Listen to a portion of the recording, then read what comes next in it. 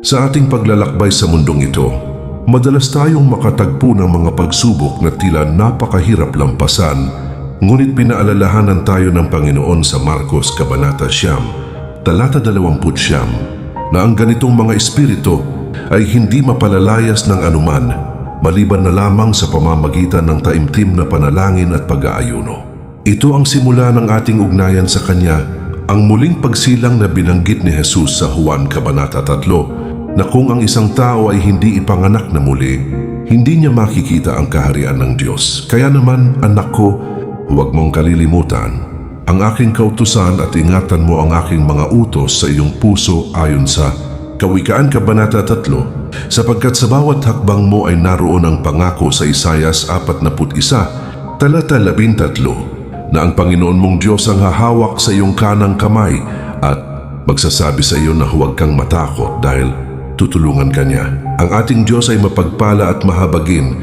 Hindi niya itatalikod ang kanyang mukha sa iyo basta't ikaw ay magbalik loob sa kanya, gaya ng nakasulat sa 2 Kronika Kabanata 30, talata 9, at ibibilin niya sa kanyang mga anghel na ingatan ka sa lahat ng iyong mga lakad.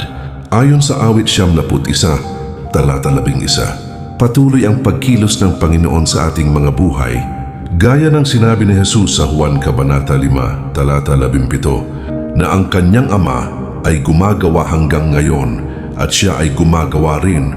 Kaya naman marapat lamang na tayo rin ay maging daluyan ng kanyang biyaya sa kapwa. Sa Kawikaan Kabanata 31, talata 20, inilalarawan ng isang mabuting tao na inuunat ang kanyang kamay sa mga dukha at nangangailangan, sapagkat ang mga hakbang ng isang mabuting tao ay itinatalaga ng Panginoon at siya ay nagagalak sa kanyang lakad.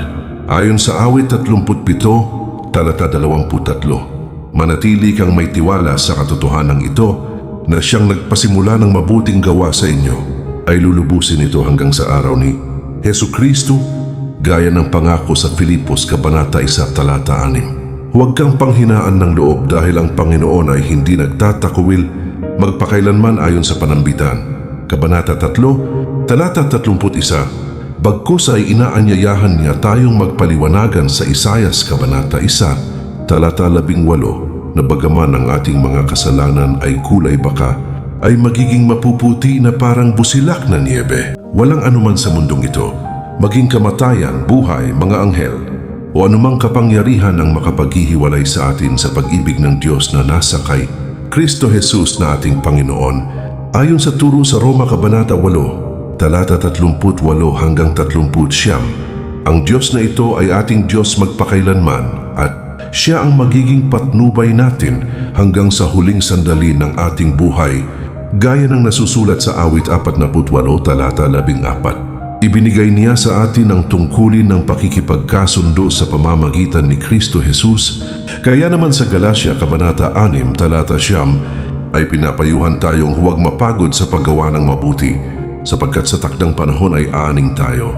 Kung hindi tayo manghihina, tandaan natin ang mga salita ng Panginoong Jesus sa Gawa Kabanata 20, talata 35, na lalong mapalad ang magbigay kaysa tumanggap, at ang masayang puso ay mabuting gamot para sa ating kaluluwa ayon sa Kawikaan Kabanata 17, talata 22. Hayaan nating magningning ang ating ilaw sa harap ng mga tao upang makita nila ang ating mabubuting gawa at luwalhatiin ang ating Ama na nasa langit, gaya ng utos sa Mateo Kabanata 5, talata 16. Paalalahanan natin ang mga tamad, palakasin ang mahihina ang loob, at maging matiyaga sa lahat ng tao ayon sa unang Tesalonika Kabanata 5, talata 14, sapagkat kahit ang ating panlabas na pagkatao ay nanghihina, ang ating espiritu ay bago araw-araw ayon sa 2 Korinto Kabanata 4, talata 16. Sa huli, ibinigay ni Jesus ang dakilang utos sa Mateo Kabanata 28, na humayo tayo at gawing alagad ang lahat ng bansa,